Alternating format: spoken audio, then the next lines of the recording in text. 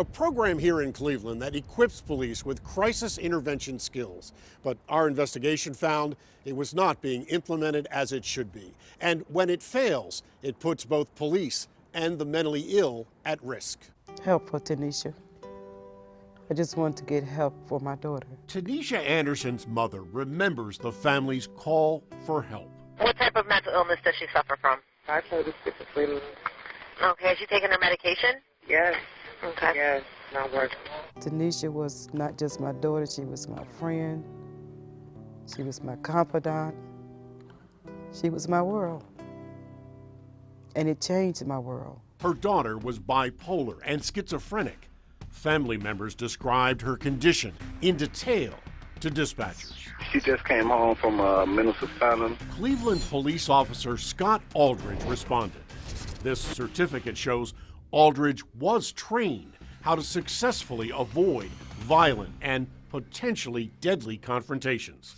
Instead, police say Anderson began actively resisting and kicking at officers while handcuffed and being placed in the cruiser's back seat.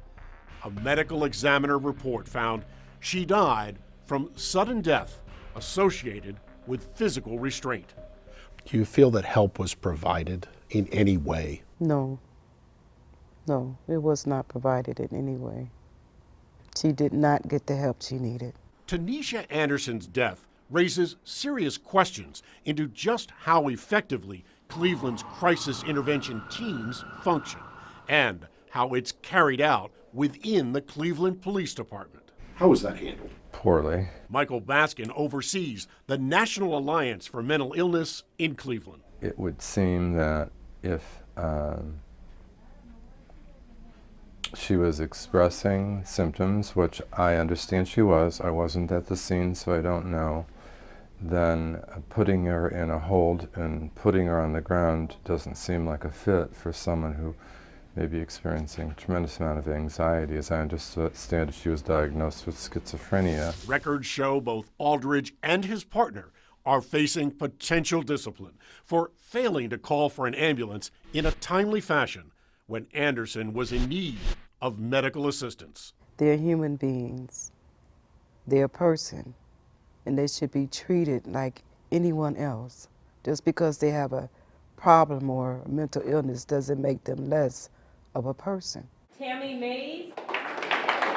Nearly 500 Cleveland police officers have completed crisis training since the program began 10 years ago.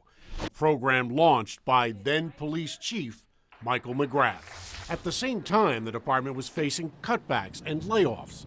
Today, McGrath is Cleveland's public safety director. When I did become chief of the Division of Police, I revamped the whole training scenario. But our investigation uncovered key failures in Cleveland's program, including failing to even meet with one of Cleveland's leading advocacy groups for the mentally ill. How many times a year does the Cleveland Police Department meet with your group on a regular basis?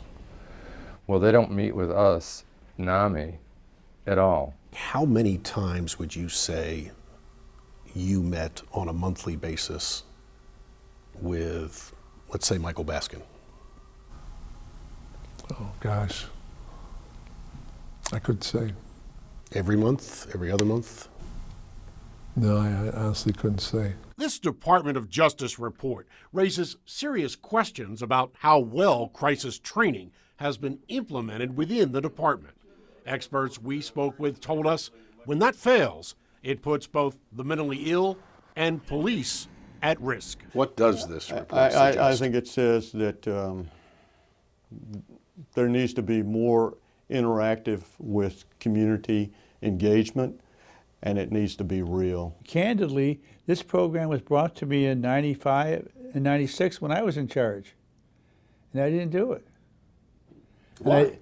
Because it was costing overtime. He's the former Cleveland police chief and public safety director who should have implemented the changes but didn't. So what you're doing is incredibly valuable to show a system as it is today.